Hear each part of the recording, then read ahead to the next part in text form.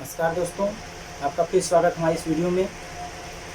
हमने अभी तक पूरे सेकेंड सेमेस्टर जितने गणित के चैप्टर थे उसमें पूरे इतने सूत्र थे, सूत्रों को हमने पढ़ लिया था। उसके जितने सिद्धांत थे, क्या उसमें क्या चीज़ें होती हैं, कैसे होती हैं, पूरे चीज़ों को हमने उसको समझ लिया था कि कौन सी आकृति कैसी है, क्या है, कैसे निकाला जाता है।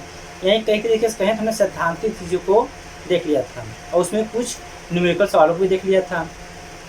पर हमने यही बताया था कि हम अब अगले वीडियो में जब मिलेंगे तो पॉइंट्स जो मोटी गली गाइड होती है उसमें जितने भी क्वेश्चन होंगे उसको हम लेने का प्रयास करेंगे। चलिए शुरू करते हैं।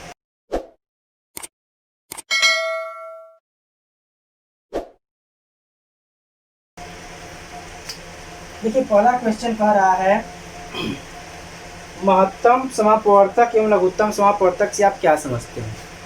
तो महत्तम समापवर्तक क्या होता है? वह बड़ी से बड़ी संख्या जो दी गई संख्याओं को पूरा पूरा काट दे, महत्तम समापवर्तक कहलाता है। क्या चीज़? वह बड़ी से बड़ी संख्या जो दी गई संख्याओं को पूरा पूरा काट दे, वो क्या कहलाता है? महत्तम समापवर्तक कहलाता है। उसी तरीके से लॉस क्या हो जाएगा? वह छोटी से छोटी संख्या जो दी गई संख्याओं से पूर्णतः विभाजित हो जाए, उसे लघुत्तम समापवर्तक या लॉस कहते हैं।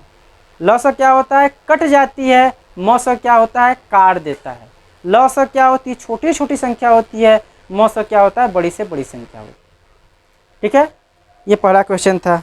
दूसरा क्वेश्चन है, कह रहा है कि 12, 9, 25 का लॉस ज्ञात कीजिए। 12, 9, 25 का लॉस ज्ञात कीजिए। तो लॉस ऐसे ज्ञात करेंगे, 2 छक्का 12, 9, 25, 2 तिहाई 6, 9, 25, फिर 3 से 3 एक कम 3, 3 तिरिक 9, 25, फिर 3 से कम 25, फिर 5 से, फिर 5 से। जो हमारा लॉस आएगा, लॉस कितना आया? 2 गुणे 2 गुणे 3 गुणे 3 गुणे 5 गुणे 5, 2 दूना 4, 3 12, 5 60, 5 300, 3 900। लॉस हमारा कितना जाएगा? 900 हो जाएगा। ठीक है, इस टाइप के जितने भी लॉस आएंगे उसको हम कर लेंगे। कह रहा है 12 और 16 का लॉस ज्ञात कीजिए, तो ऐसे हम 12 16 लिख करके कर लेंगे। ठीक, फिर उसके बाद कह रहा है 36 24 20 का लॉस ज्ञात कीजिए। इसी तरीके से 36 24 20 का भी इसी तरीके से ज्ञात कर लेंगे। फिर क्या कह रहा है? वह छोटी छोटी संख्या ज्ञात करो जिसे 15, 18, 48 से भाग देने पर प्रत्येक अवस्था में 3 शेष बचे। देखिए क्या कर रहा है, वह छोटी छोटी हम पहचानेंगे क्या कि कैसे क्या निकालना है। तो देखिए, लॉस जब भी निकालना होता है वहाँ पे होता है कम से कम छोटी से छोटी संख्या दिया रहता है।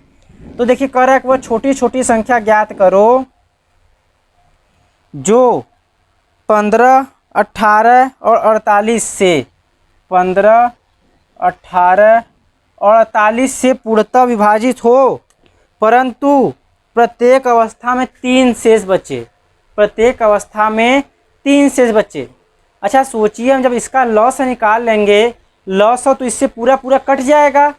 लॉस क्या होगा? इससे पूरा पूरा कट जाएगा तीनों संख्याओं से। परंतु अगर हम लॉस में 3 जोड़ दें तो वही 3 तो अतिरिक्त हो जाएगा, बचेगा ना वही, वो तो नहीं कटेगा। कहने मतलब समझिएगा, लॉस पूरा पूरा कटता है, परंतु अगर लॉस में जितना जोड़ेंगे उतना तो शेष बच ही जाएगा। तो यानी कि हम क्या कर देंगे, इन तीनों का लॉस निकालेंगे। इन तीनों का लॉस निकाल करके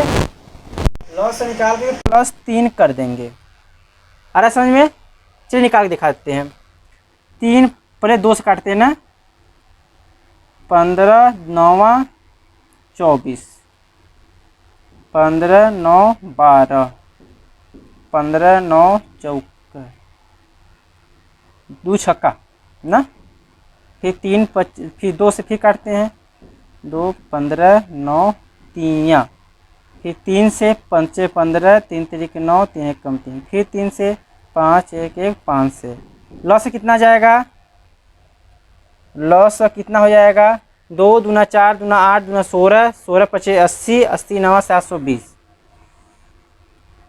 ठीक, 720 हुआ और 720 में 3 जोड़ देंगे तो हो जाएगा 723। तो हमारी वह छोटी छोटी संख्या क्या हो जाएगी, 723 हो जाएगी, जिसको 15, 18, 48 से भाग देने पर क्रम हमेशा 3 शेष बचेगा। ठीक है, इस टाइप के सवाल हो गए तो हो जाएगा। अगला सवाल देखते हैं।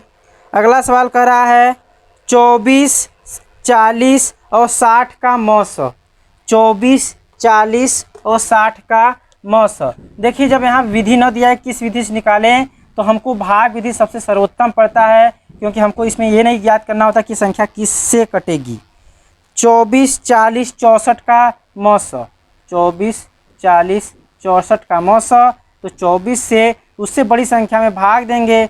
24 एक कम 24, बचेगा 16। अब 16 को देंगे 24 में भाग, 16 से 24 में भाग, 16 एक कम 16, बचेगा 8। अब 8 से भाग देंगे 16 में, 8 दूना 16। अब जिस संख्या से कटा, 8 से कटाना है, तो उसी 8 से अगली संख्या में भाग देंगे 64, 8 8 64। तुम्हारा मौसा कितना हो गया, 8 हो गया। ठीक है, मौसा इस तरीके से निकालेंगे हम। फिर इसके बाद कह रहा है 156, 221, 364 का मौसा ज्ञात कीजिए। इसी तरीके से ज्ञात कर लेंगे हम मौसा। ठीक है, एक और दिखा दे रहा हूँ। 156, 221, 364।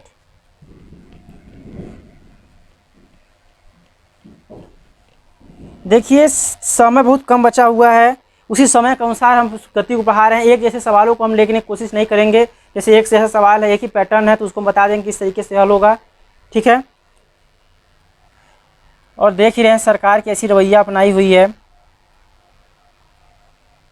156, 221 और 364। ठीक है, तो हम क्या करेंगे, 156 से उससे बड़ी संख्या जौन है 221 है, जो है उसमें भाग देंगे। 156 आएगा, एक बार जाएगा, हो जाएगा कितना, 11 में 6 गया 5, बचा 10, 10 में से 5 गया 5, और एक हो गया। देखिए ध्यान देंगे, ये बचा 11, 11 से 5 गया 6 बचेगा।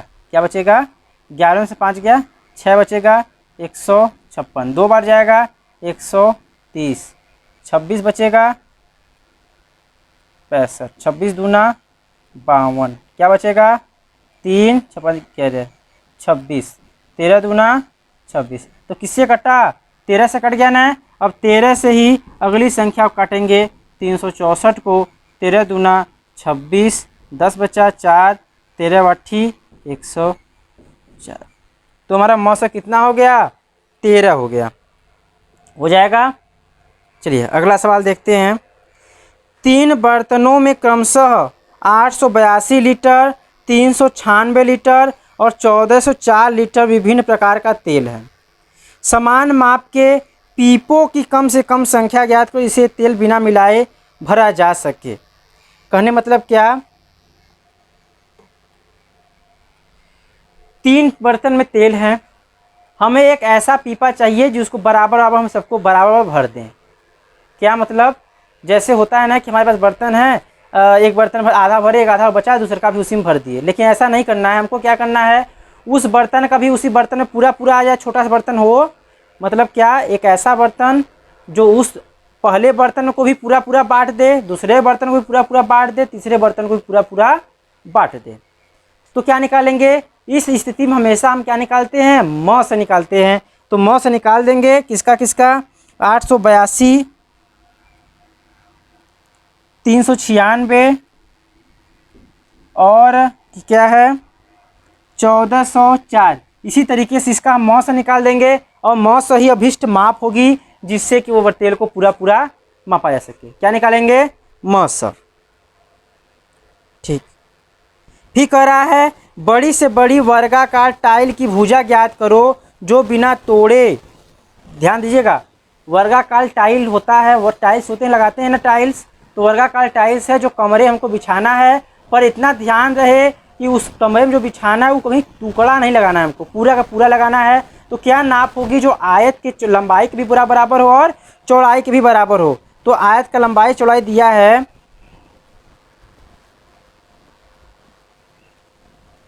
आयत की लंबाई दिया है क्या, 64 मीटर 7 सेंटीमीटर। क्या दिया है, 64 मीटर 7 सेंटीमीटर ये लंबाई है। देखिए लंबाई है 64 मीटर 7 सेंटीमीटर। और जो चौड़ाई है वो चौड़ाई क्या है 20 मीटर 21 सेंटीमीटर। 20 metre 21 centimetre. तो हम क्या करेंगे, पहले पूरी दूरी को हम बदल देंगे सेंटीमीटर में। ये हो जाएगा 6400 64 प्लस 700। क्यों? क्योंकि 1 मीटर में 100 सेंटीमीटर, तो 6400 सेंटीमीटर हो जाएगा 6407। इस तरीके से ये क्या हो जाएगा 2000 हो जाएगा प्लस 21 कितना हो जाएगा 2021। समझ आ रहा है कहने मतलब ना। 1 मीटर में 100 सेंटीमीटर, तो 64 मीटर में 6400 सेंटीमीटर प्लस 7 सेंटीमीटर था तो जोड़ दिए। इसी तरीके से 1 मीटर में 100 सेंटीमीटर, तो 20 मीटर में 20 यानी 2000 सेंटीमीटर प्लस 21 सेंटीमीटर और था, जोड़ दिए तो इतना आ गया। अब इन दोनों का हम क्या निकाल देंगे, म से निकाल देंगे। जहाँ बड़ा से बड़ा माप कहे हम क्या निकालेंगे, म से निकाल देंगे और हमारा उत्तर आ जाएगा। ठीक है। अब देखिए क्या कर रहा है अगला सवाल। कर रहा है कापियों की वह छोटी से छोटी संख्या ज्ञात कीजिए जो 3, 6, 12 और 15 को बंडलों में अलग अलग किंतु बराबर बांटी जा सके। देखिए ध्यान दीजिएगा, कापियों की वह छोटी छोटी संख्या बोल दिया, पहले ध्यान देंगे। अगर छोटी छोटी संख्या बोल दिया तो हम क्या निकालेंगे, म से निकालेंगे। तो कह रहा है कापियों की वह छोटी छोटी संख्या ज्ञात कीजिए जो 3, 6, 12 व 15 को बंडलों में अलग अलग करने पर पूरा पूरा बांट दे। तो क्या कर देंगे, 3, 6, 12 और 15 का ल से निकाल देंगे तो हमारा ये सवाल हल हो जाएगा। फिर अगला सवाल कह रहा है कि 100 और 110 के बीच अभाज्य संख्याएं लिखिए। तो 100 और 110 के बीच अभाज्य संख्याएं कौन कौन सी होंगी, 101, 103, 107, 109। कौन कौन से होंगे, 101, 103, 107, 109 होंगी। ये पिछला सवाल ध्यान देंगे, कह रहा है कि कापियों की इतनी संख्या बताइए, कम से कम कितना कापी हो जिसको यदि हम 3 के ग्रुप में बांटे तो भी पूरा बढ़ जाए, 6 के ग्रुप में बांटे तो भी पूरा बढ़ जाए, 9 के ग्रुप में बांटे तो भी पूरा बढ़ जाए, और 12, 15 के ग्रुप में बांटे तो भी पूरा बढ़ जाए। हम इस चार क्या निकाल देंगे, ल से निकाल देंगे। ध्यान देंगे, हम क्या निकालेंगे, ल से निकालेंगे। फिर देखिए अति लघुत्तरी प्रश्न आ गया। कह रहा है अभाज्य संख्या किसे कहते हैं। हम अभाज्य संख्या परिभाषा देंगे, वे संख्याएं जो एक तथा स्वयं को छोड़ करके किसी अन्य संख्या से न कटे वो अभाज्य संख्या कहलाएंगी। जैसे हमारी 2, 3, 5, 7, 11, 13, 17, 19 ना 23, 27, 23, 29, 27 नहीं होगा सॉरी। तो देखिए सब क्या है, हमारी हैं अभाज्य संख्याएं हैं जो एक और स्वयं के अलावा किसी से नहीं कटेंगी। और ये ध्यान देंगे कि जो एक हमारा है, जो एक संख्या है उसको न हम अभाज्य गिनते हैं न ही भाज्य गिनते हैं। इसलिए पूछा जाए सबसे छोटी अभाज्य संख्या, तो सबसे छोटी अभाज्य संख्या हमारा क्या हो जाएगा, 2 हो जाएगा।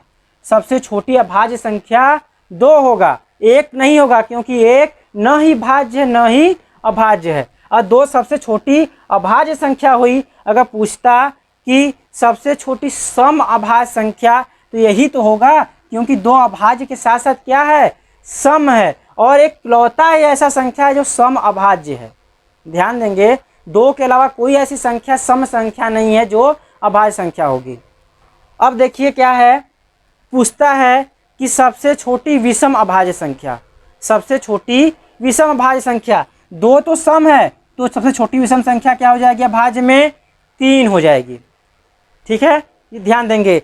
पूछा जाए सबसे छोटी सम अभाज्य संख्या 2, सबसे छोटी विषम अभाज्य संख्या 3, सबसे छोटी अभाज्य संख्या 2। कह रहा है भाज्य संख्या किसे कहते हैं, ऐसी संख्याएं जो एक तथा स्वयं को छोड़ करके किसी अन्य संख्या से भी कट जाए उसे कहेंगे हम अभाज्य संख्या। ठीक। अपवर्तक किसे कहते हैं, अपवर्तक किसे कहते हैं, तो ध्यान दीजिएगा, अपवर्तक जैसे महत्तम समापवर्तक होता है वही उसी का अपवर्तक उसी से बना है।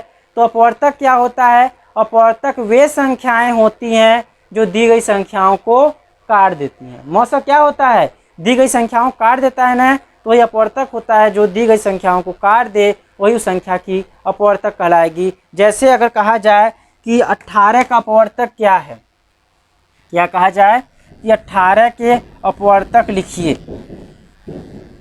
देखिए समझिएगा, यहाँ पे अपवर्तक और अपवर्त दोनों को बता दे रहा हूँ हो सकता है आगे हो भी। मैं कोई सवाल नहीं छोड़ रहा हूँ, पूरे पूरे सवाल चल रहा हूँ। देखिए 18 का अपवर्तक और 18 का अपवर्त्य, देखिए दोनों में अंतर क्या है। अपवर्तक क्या होता है? अपवर्तक वे संख्याएं होती हैं जो दी गई संख्याओं को काट दें। तो 18 को कौन कौन काटेगा? 1 काटेगा, 2 काटेगा, 3 काटेगा, 6 काटेगा, 9 काटेगा और 18 काटेगा। ये 18 क्या हो गए? अपवर्तक हो गए। और 18 का अपवर्त क्या होता है? 18 का अपवर्त होता है मतलब 18 का पहाड़ा। 18 एकम 18, 18 दूना 36, 18 3 54, 18 चौक 72, 18 25 90, इसी तरीके से अनंत तक चली जाएंगी। करने मतलब क्या?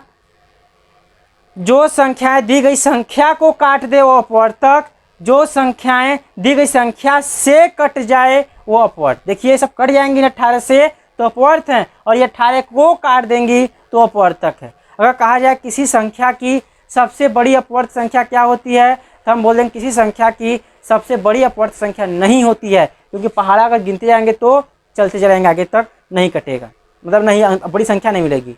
अगर पूछे किसी संख्या का सबसे बड़ा अपवर्तक क्या होता है, तो हम बोलेंगे किसी संख्या का सबसे बड़ा अपवर्तक वही संख्या होती है। देखिए 18 का सबसे बड़ा अपवर्तक क्या हुआ? 18 हुआ। और कहता है सबसे छोटी संख्या क्या होगी अपवर्तक में, तो 1 होगी। और सबसे छोटा अपवर्त क्या होगा, तो वही संख्या होगी। देखिए अब सबसे छोटा अपवर्त क्या होगा, वही संख्या होगी।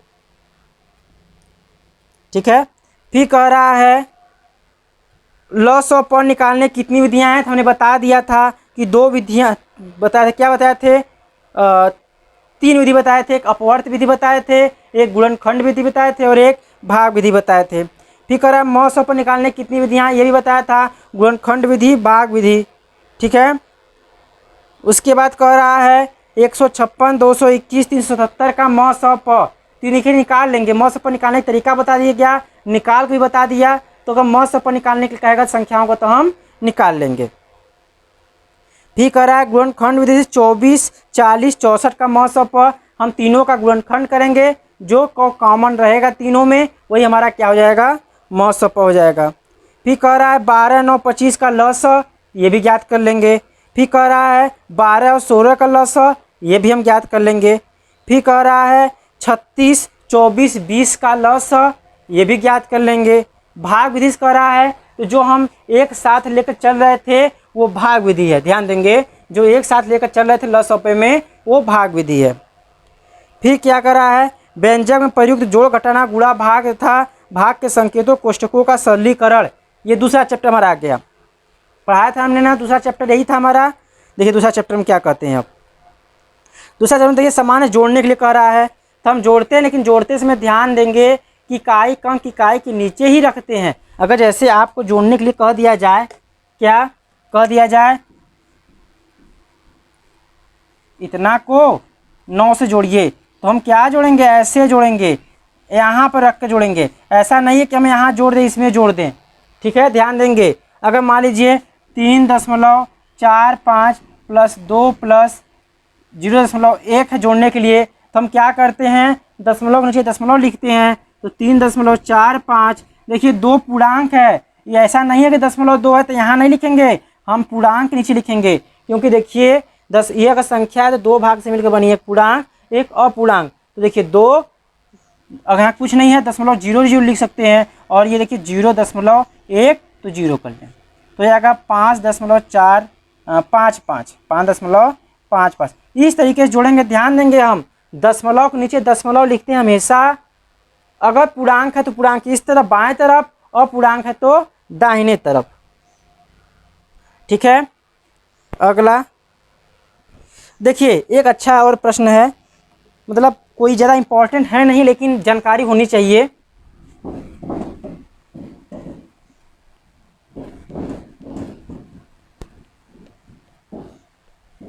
खाली स्थान भरना है। कह रहा है 6, 5, 4, 2, 6, 5, 4, 2, 6, 3, 6, 3, 6, 3 के बाद 5 7 इस खाली स्थान पे भरना है कि क्या भरा जाएगा। और जोड़ दे दिया है 2 0 5 5 5 5 5 5 0 2, ये जोड़ दे दिया है, हमको भरना है खाली स्थान।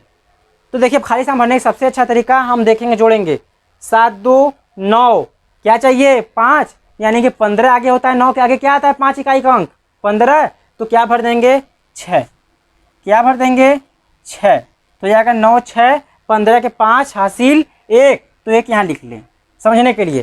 फिर जोड़ते हैं 4 1 5 5 3 8, 15 भी चाहिए फिर न, तो 8 8 8 7 15, क्या भर देंगे यहाँ पे 7 भर देंगे, 15 के 5 हासिल 1, फिर 5 1 6 6 6 12, फिर 15 चाहिए ना, 12 3 15 हासिल 1, 6 1 7 7 5 12 और 20 चाहिए, तो 12 8 20। हम करते जाएंगे हल, जो संख्याएं कमी होगी हम वही संख्या को रखते जाएंगे। सरल था। चलिए आगे देखते हैं। इसे घटाना तो घटा भी ऐसे ही लेंगे, ठीक है। भाग देना है, भाग देने तो आता ही है, भाग दे लिया जाएगा।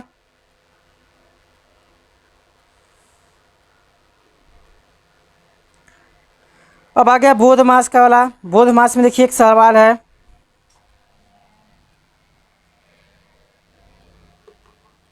जितने सवालों होंगे उसको उतने सवालों को हम लेने का प्रयास करेंगे, जितने भी इसमें सवाल होंगे।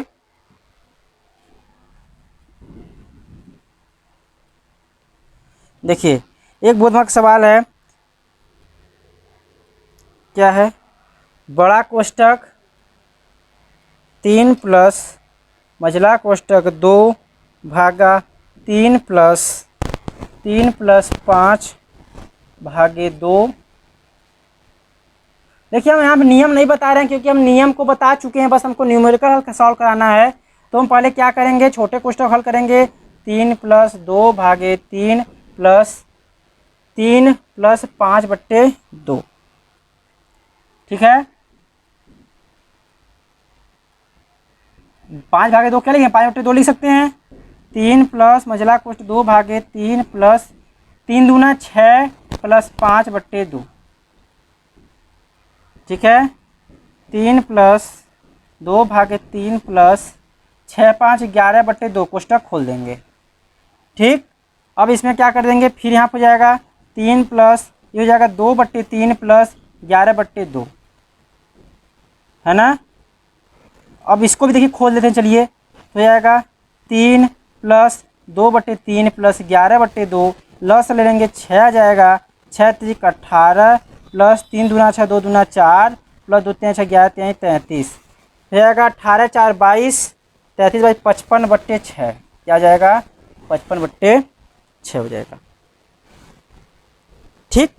इस तरीके के सवाल को हल करेंगे हम। ऐसे जितने भी सवाल होंगे हम उसको हल कर लेंगे। इस टाइप जितने भी सवाल होंगे हम हल कर लेंगे। अब देखिए आता है एक वर्क टाइम का।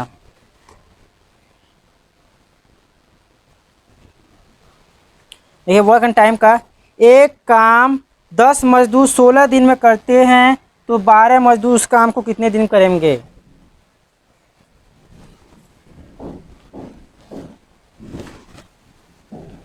एक काम 30 मजदूर 16 दिन में, तो 12 मजदूर इस काम को, 30 मजदूर 16 दिन, देखिए 30 मजदूर 16 दिन, तो कह रहा है 12 मजदूर कितने दिन में, 12 मजदूर कितना दिन। तो देखिए कई तरीके हैं, अनुपात वाले से लगा ले, एमडीएस से लगा ले ना। चलिए एमडीएस लगाते हैं, होता है ना M1 D1 MDH होता है ना, सवाल सूत्र होता है ना, जैसे क्या करते हैं हम, M1 D1 H1 upon W1 is equal to M2 D2 H2 upon W2, जहाँ यम आदमियों की संख्या है, मैन, D है दिन की संख्या, डे, H है आवर घंटों की संख्या है, W कार्य की संख्या है। तो हम ध्यान देंगे कि उसी कार्य को कह रहा है तो कार्य हमारा बराबर होगा, यहाँ पे घंटे की बात नहीं कर रहा है, कितना एक दिन में कितना घंटे कर रहा है, तो घंटा भी हटा देंगे। तो बचेगा क्या, m1 d1 बराबर m2 d2। तो m1 कितना है, m1 हमारा पहला आदमी 30 था तो 12 दिन में कर रहा था, तो 16 दिन कर रहा था ना, 30 मजदूर थे तो 16 दिन में कर रहे थे, तो 12 मजदूर हैं तो हमारे मान लेंगे x दिन में कर रहे हैं। तो x बराबर क्या हो जाएगा, 12 गुणा में जाएगा तो भाग में, 30 गुणे 16 बट्टे 12, 6 दूना 12, 6 पंजे 30, 2 बट्टे 16, x बराबर 40 दिन। कितने दिन में करेंगे, 12 मजदूर 40 दिन में करेंगे। आगे समझ में नहीं है। एक और तरीका देखिए, अच्छा हम कभी अनुपात निकालते हैं तो हम ऐसे करते हैं ना, मजदूर अनुपाते दिन समानुपाते मजदूर अनुपाते दिन। जो अनुपात इसमें होगा वही अनुपात इसमें भी होगा, जो अनुपात इसमें होगा वही अनुपात उसमें भी होगा। मजदूर 30 थे तो कितने दिन में, 16 दिन में। ठीक, तो मजदूर कितने हैं, 12 मजदूर हैं तो कितने दिन में, x दिन में, है ना। 30 मजदूर 16 दिन तो 12 मजदूर x दिन में। तो हम क्या कर लेंगे, एक चीज ध्यान देंगे क्या, यहाँ पे प्रतिलोम समानुपात है। क्या है, प्रतिलोम समानुपात है। मतलब क्या, अगर मजदूर की संख्या घटेगी, मजदूर की संख्या घटेगी तो किसकी संख्या बढ़ेगी, दिन की संख्या बढ़ेगी। कम लोग ज़्यादा दिन में काम करेंगे तो इस तरीके से इसको करेंगे, मजदूर दिन, मजदूर थे 30 मजदूर 16 दिन, 12 मजदूर x दिन। देखिए अगर सीधा तीर लग रहा है तो दिन किस में लगेगा, उल्टा हो जाएगा। क्यों क्यों उल्टा होगा, क्योंकि एक बढ़ेगा दूसरा घटेगा। अधिक आदमी है तो कम दिन, पर कम आदमी है तो अधिक दिन। और देखिए और ध्यान देंगे कि हम अक्सर दिन की संख्या को क्या करते हैं, सीधा रखते हैं, तो इसको हम उल्टा कर लेंगे। हमको बस मतलब है कि एक सीधा हो एक उल्टा हो। दिन अधिक मतलब मजदूर अधिक तो दिन कम। अगर कोई काम है कम लोग करेंगे तो ज़्यादा दिन लगेगा, पर ज़्यादा लोग करेंगे तो कम दिन लगेगा। बस जिधर से तीर जा रहा है उधर से लिख लेंगे, 12/30 बराबर 16/x। तीर इधर से इधर तो 12/30, तीर ऊपर से नीचे 16/x। 12 गुणे x बराबर 30 गुणे 16, तो x बराबर 30 गुणे 16/12, 6 दूना 12, 6 पंजे 30, 2 छक्का 12, 2 8 16, तो यह आएगा x बराबर 40 दिन। आ गया 40 दिन ऐसे भी, ठीक है। अब ऐसे बोध मार्ग के सवाल हैं और कुछ नहीं है।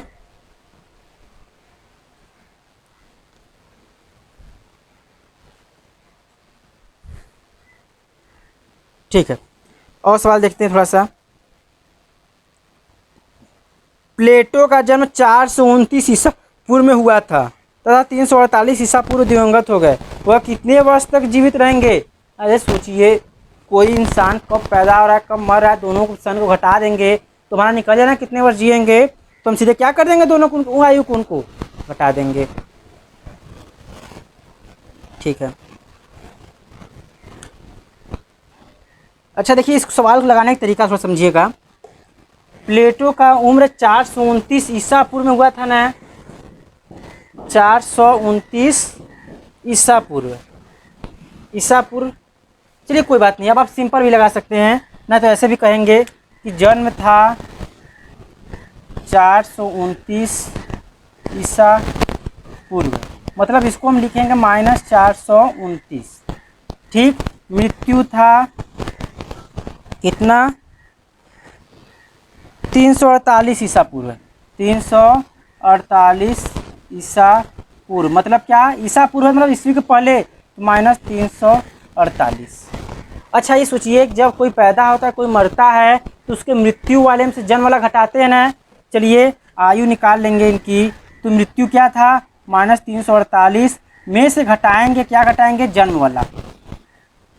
ऐसे लगाएंगे, देखिए ध्यान देंगे, मृत्यु में से जन्म घटा देंगे तो आयु निकल जाता है ना। तो मृत्यु 348 से पूर्व हुई थी और जन्म, आप सोचेंगे जन्म बाद में हुआ, मृत्यु नहीं, ईस्वी को पहले की बात हो रहा है ना। ईस्वी पहले मतलब 400 पहले, अगर 429 वर्ष पहले पैदा हुए थे, फिर उसके बाद 348 जब मर गए, तो क्या कर देंगे, -348 माइनस माइनस हो जाएगा प्लस 429 कर देंगे, आ जाएगा कितना, 9 में से 8 गया 1, 12 में 4 गया 8, 81 वर्ष। कितना वर्ष जिए वो, 81 वर्ष जिए। हो जाएगा, समझ में आ गया। ईसा पूर्व आएगा तो माइनस लिख लेंगे। और हमेशा मृत्यु में से जन्म घटाते हैं, जन्म में से मृत्यु नहीं घटाते हैं। फिर अगला सवाल है, कह रहा है 83 के अंकों को परस्पर बदलने पर प्राप्त संख्या को मूल संख्या घटाने पर कौन सी संख्या मिलती है। देखिए 83 के अंकों को परस्पर बदलने पर, परस्पर बदलने कितना आ जाएगा, 3 8 को मूल संख्या घटाने पर, चलिए 83 में से 38, मूल संख्या यही थी ना, 83 में से 38 को हटा दें तो कितना मिलेगा, 13 में से 8 गया 5, बचेगा क्या 7, 7 में 3 गया 4, 45 बचा ना। तो कह रहा है कौन सी संख्या मिलेगी, तो बोलेंगे 45 मिलेगी। प्रश्न कह रहा था 83 के अंकों को बदलने पर 38 मिल गया, उसके मूल संख्या ये थी, में से घटाने पर घटा दिया तो कौन सी संख्या मिलेगी, तो 45 मिलेगी। फिर कह रहा है एक बगीचे में 225 पौधे लगे, क्या लगे हैं, एक बगीचे में 225 पौधे लगे, पौधे कितने हैं, 2025, 225 नहीं 2025 पौधे लगे। कह रहा है कि प्रत्येक पंक्ति में उतने ही पौधे लगे जितने पंक्तियों की संख्या थी। तो कह पूछ क्या रहा है, तो बताइए कुल कितने एक पंक्ति में कितने पौधे लगे। तो मान लेंगे, माना एक पंक्ति में x पौधे लगे, और ये बोल रहा है कि एक पंक्ति में उतने ही पौधे लगे जितने की पंक्तियों की संख्या है, इसलिए पंक्तियों की संख्या क्या हो जाएगी, पंक्तियों की संख्या भी कितनी हो जाएगी, x हो जाएगी। प्रश्नानुसार यदि हम पंक्तियों की संख्या में एक पंक्ति में कितनी संख्या उसका गुणा कर दें तो पौधों की कुल संख्या मिल जाएगी। देखिए कह रहा है x पंक्ति में, एक पंक्ति में x पौधा है तो कुल पौधा कितना है, 2025 है। तो x² बराबर 2025, तो x बराबर अंडर रूट में हो जाता है, जब स्क्वायर हटता है तो अंडर रूट में, x बराबर ये 45 का वर्गमूल है, तो x बराबर 45 पौधे। इस तरीके से पवन के हमारे 2 चैप्टर समाप्त हो गए हैं। अब अगले वीडियो में हम अगले चैप्टर में हमारे सवालों को हल करेंगे। तब तक के लिए धन्यवाद।